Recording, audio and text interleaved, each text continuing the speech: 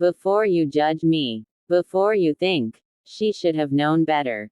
Listen. Because this didn't happen all at once. It happened quietly, slowly. And by the time I understood what was happening, it was already too late. My name doesn't matter right now. What matters is that I am a mother.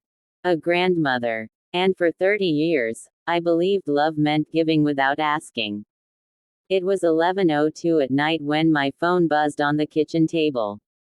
I remember the time because I was still awake, labeling little travel bags with a black marker. One bag for each grandchild. Their names written carefully, because shaky hands still try to be gentle. Inside those bags were sunscreen, snacks, lip balm, and a small keychain that said, "Grandma loves you." I smiled while packing them. That was my mistake. I wiped my hands, picked up my phone, and read the message. No greeting. No warning. Just words. You won't be joining us. My wife prefers the vacation to be just her family. You've already done your part by paying. I stared at the screen. Then I read it again. And again. Because surely, I misunderstood. The trip was 2 days away. 2 days. A vacation I had planned and saved for 3 years. My phone buzzed again. Don't take it personally, Mom. It's not personal. It's just easier this way. Easier. I placed the phone face down, like it might bite me if I looked at it too long. There was no call after that. No explanation. No thank you. Just silence. And in that silence, something inside me cracked. I sat at my kitchen table, the house dark except for the soft light under the cabinets.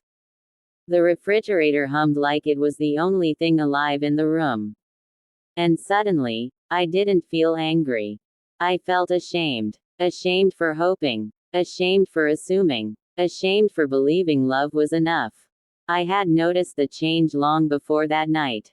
I just didn't want to name it. The way my daughter-in-law corrected me in front of the kids. The way she smiled, but never listened. How holidays quietly moved to her mother's house. Thanksgiving is already planned. Christmas is last minute. Sorry. Let's do a picture of just the kids first. There was never a picture of me. Still, I believed my son wouldn't let this happen. Nathan used to bring me pink tulips every March. When he was little, he told his teacher I was his best friend. I still have the drawing he made in 2nd grade. Me with a cape. The words said, "My mom saves the day." Funny how heroes disappear once their job is done. I looked across the room at the small bag I had packed for myself. 2 dresses I hadn't worn in years. A framed photo of my late husband, James. And a lavender candle, his favorite scent. I imagined us standing on the beach together. The sun melting into the ocean. My grandson holding my hand, asking, "Did Grandpa love the beach too?" I planned to say yes. But that moment was taken from me. And yet, I paid for everything. The beachfront villa. The flights. The airport rides. The excursions. Even the bed arrangements for someone else's bad knee. I organized every detail. And still, I wasn't invited. I picked up my phone, thinking maybe I should call Nathan. But what would I say? "You hurt me," he knew. "Please let me come." I wouldn't beg. So instead, I stood up and walked into my den. I opened my old laptop. The one that takes a moment to wake up, like me these days. I clicked a folder labeled Travel Fund, and there it was. $21,763.84. Every dollar saved slowly. I skipped lunches, canceled cable, stopped buying my favorite tea. I tutored students online late at night, even when my hands hurt and my eyes burned. All for one reason. Hawaii wasn't just a vacation. It was a promise. James took me there on our honeymoon. We were young and broke. We shared one suitcase and split sandwiches. He got sunburned so badly he wore a bedsheet like a cape. We laughed like children. After he passed, I promised myself I'd take the family there. Let the grandkids walk the same sand. Let my son stand where his father once stood. Maybe it would reconnect us. Maybe love would be enough. I stared at the screen. There was a button. Freeze account. One click. But before I pressed it, I opened a blank document. And I started writing names. Women I knew. Women like me. Carol, from church, whose son stopped calling after her cancer diagnosis. Louise, who buried her husband and still carries his photo. Frances, who raised grandchildren she wasn't invited to celebrate. Women who give quietly. Women who disappear loudly. I saved the file. Then I went back to the bank page. My finger hovered. And then I clicked. Freeze account. A message appeared. Are you sure you want to pause all linked transactions? Yes. All linked cards will be disabled immediately. Yes. I closed the laptop. And for the first time in 3 years, I imagined a different kind of trip. One where I wasn't unwanted. One where I wasn't a burden. One where I wasn't just a wallet with wrinkles. I smiled. Not because I was cruel, but because I was finally awake. And if you think this is where the story ends, no, this is only the moment I stopped being silent. Let me tell you something no one prepares you for. The moment you stop being useful is the moment people finally show you who they really are. After I froze the account, I didn't feel powerful.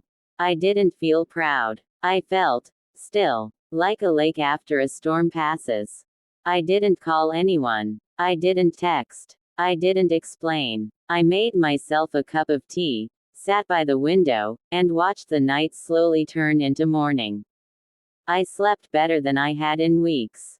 The next morning, I woke before my alarm.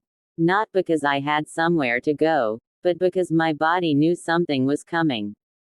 I moved through the house quietly, folding a blanket that didn't need folding, straightening picture frames already straight. The silence felt heavy, like it was holding its breath. Around noon, I opened my email to check a grocery receipt. That's when I saw it. My heart dropped. I clicked. There it was. Every detail I had arranged so carefully. Flights, villa check-in, excursions, transfers. And then I noticed something. The names. 8 of them. My son, his wife, their children, her parents, her sister. 8, not 9, not me. I stared at the screen longer than I want to admit. I zoomed in, scrolled, refreshed. Maybe I was listed separately. Maybe it was a mistake. But no, I wasn't there. I closed the laptop gently, like it might shatter if I moved too fast.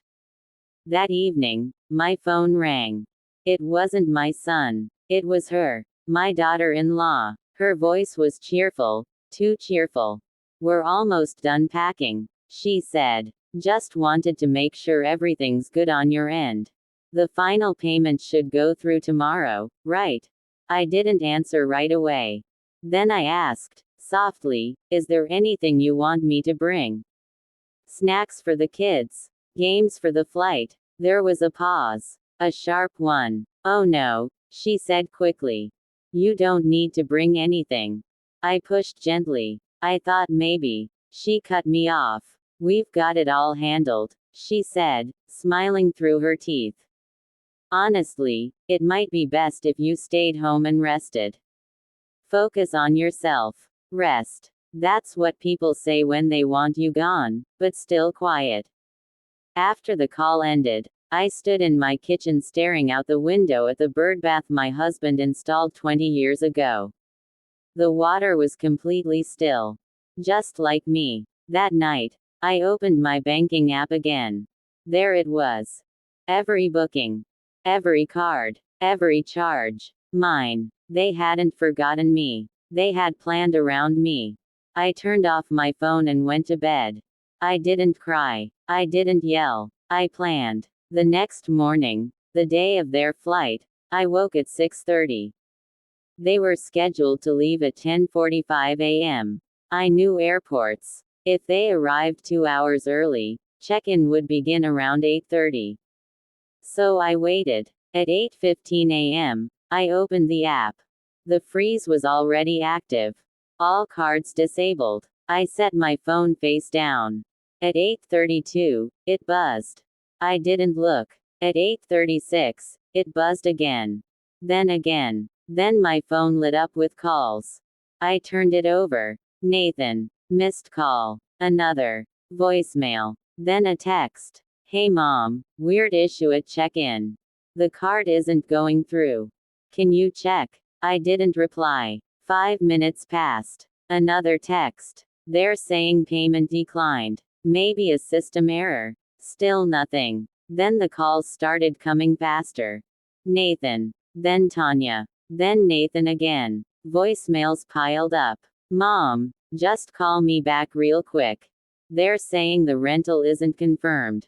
The kids are getting upset. I sat at my kitchen table, hands wrapped around a mug of tea that had gone cold. At 8:57, the tone changed. Mom, I don't know what you did, but if this is about the text, can we please talk? No apology. Just panic. At 9:10, an email arrived. Opened it slowly. Due to account restrictions, all associated reservations have been reversed. As the sole account holder, no further action is required. I exhaled. They wouldn't be going anywhere. At 9:30, my phone rang again. I answered this time. Mom, Nathan said, voice low and tight. What's going on? I stayed calm. What do you mean? I asked. The cards aren't working. Nothing is paid anymore. I know, I said quietly.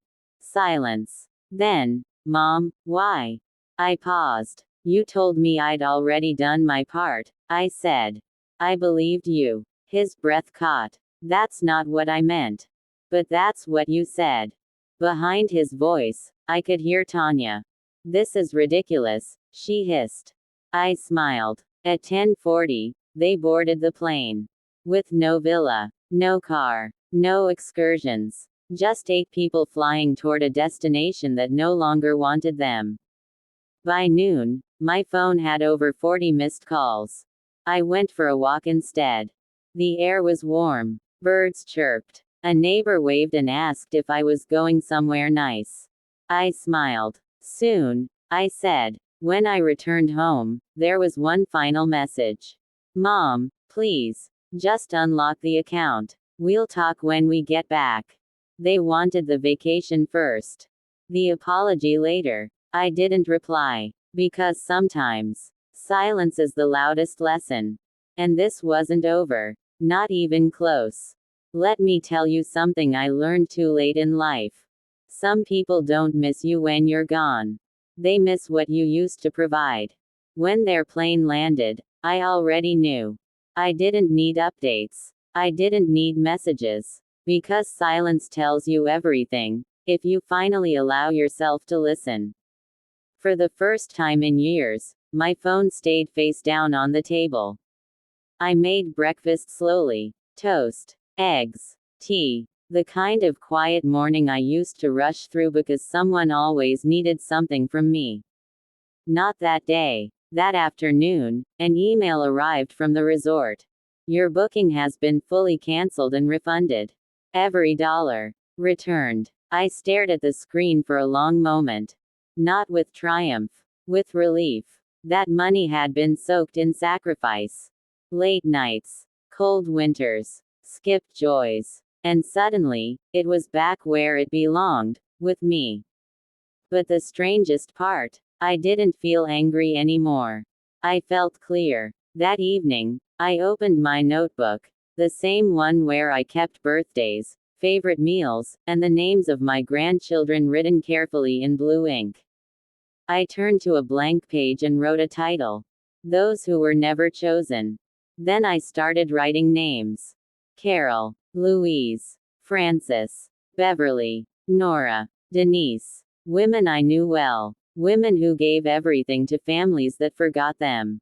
Women who showed up to every event, paid for every emergency, watched every child, and then slowly faded into the background. I picked up the phone. The first call was Carol. She answered cautiously, like she was afraid I might be asking for something. Carol, I said, have you ever been to Hawaii? She laughed. Oh goodness, no, how would you like to go? Silence. Then confusion. Then tears. But, why me? She whispered. Because someone should choose you. I made 6 calls that night. Each one followed the same pattern. Disbelief. Questions. Then quiet crying. One woman asked, what's the catch? I smiled. There is none. Within a week, the bookings were made. This time, under my name. 1 villa, 6 women, 7 days. No matching shirts. No family politics. No expectations. Just space. I packed slowly, carefully. I placed James's photo in my suitcase, the one I had planned to set at the family table. I framed it in simple wood. Not gold. James never liked flashy things. When we arrived, the villa overlooked the ocean. Palm trees moved gently in the wind like they had nowhere else to be. Inside, there was a long dining table. Enough chairs for everyone. No one asked me to move anything when I placed James's photo in the center. That night, we sat together under warm lights. The sound of waves rolled through open doors. Carol laughed louder than I'd ever heard her laugh. Beverly stared at the ocean like it might disappear. Frances cried when she saw her room. I've never had a room with a view, she said. We didn't talk about who forgot us. We talked about who we were. Stories came out slowly. Years of swallowed feelings finally given air. Not bitterness, truth. Each night, we lit a candle. And each woman said one thing she wished someone had told her when she was younger. You're allowed to rest. You don't have to earn love. You matter, even when you stop giving. On the 4th day, my phone buzzed. Nathan. I waited before opening the message. We're back. Things didn't go as planned. Maybe we all made mistakes. Can we talk? I read it once. Then again. I didn't feel the rush to explain myself anymore. Later that night, another email arrived. He was asking about money. If I could help cover what they had rebooked. If I could, return the deposit. Deposit. As if they had invested something. I closed the laptop. Some conversations don't deserve answers. On our final night, we walked along the beach barefoot. The moon painted silver across the water. Every wrinkle, every scar looked softer in that light. We stood in a circle. No speeches. No promises. Just presence. I looked at these women, my chosen family, and something settled deep in my chest. I hadn't lost my family. I had outgrown the version of love that required my disappearance. When I returned home, the house felt different. Not empty. Peaceful. I placed James's photo back on the shelf. I kept my promise, I whispered. Just not the way I planned. Weeks later, Nathan called. I answered. His voice was quieter. We didn't realize how much we hurt you, he said. I listened. Then I said gently, you didn't forget me. You replaced me. And I won't compete for space in a family I built. There was silence. I didn't fill it. Because I had learned something powerful. You don't need to shout to be heard. Sometimes, you just stop paying for your own erasure. If you're listening to this and something inside you aches. If you've been the giver who was quietly pushed aside. If you've been told to understand while no one tried to understand you. Hear me now. You are not invisible. You are not a burden. And love that costs your dignity is too expensive. I didn't lose anything. I gained myself. And that was the real vacation.